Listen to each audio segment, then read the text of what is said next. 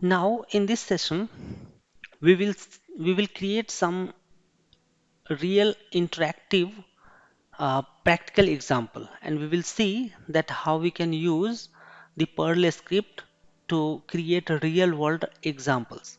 For example, here I have created one game which is number guessing game, just to show the Perl feature and how we can utilize all the things that we have learned so far, while loop, operators, and all those things. So the thing is, let me run first and then we will explain the code. So I'll just say Perl and here number guessing game.pl. It's saying that guess the number between 1 and 100 and 10. So I'll say, let's say 5. So it's saying congratulations, you guessed it right. Let's run it again. I'll say 2. Try again. 4. Try again. 6. Try again. So it's just guessing game, right? 5. 9, right? So now it is matched with the 9. So congratulations, you guessed it right. So what logic here we applied is that you can see int, it will convert into the integer format, and then it's saying random 10. Just pick any random value and then add 1 in that. So we have that secret number is coming here. Then we are saying that guess the number between 1 to 10, and then we are saying while 1, that means while true, the run this loop, right? This loop should run infinite times. Now here we are taking input from user and removing the last slash and new line, and checking that the entered user enter value is equal to the value that is generated randomly. If it is not matching, then we can say too low.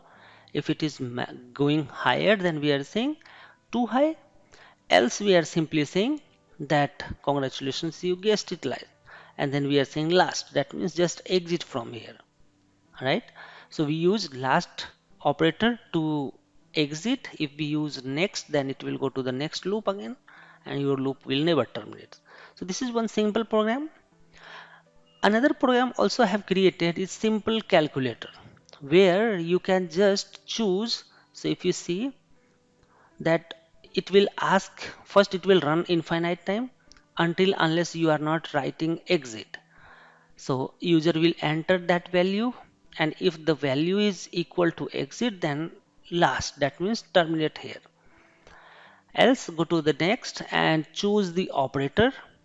You will choose operator in that programs. In same program we are taking 2 times input, not only 2 but more than that. So first is to number 1, second number 2, and then operator, and based on the operator performing the operations. So here result operator equal to plus, then do plus, else perform these things. So let's run here. So I'll say Perl and I'll say simple calculator. Now in this simple calculator it is saying enter first number. So I'll say, let's say 100. Choose operator. So I'll say strict. Then choose, then it's saying enter second number. So I'll say 300. So now it is just multiplying 100 with 300. But still it's running. It's saying enter first number. So I'll say 10. Operator. So I'll say plus. Then it's saying second number. Now we get 40. It will run infinite time until unless you are not writing exit.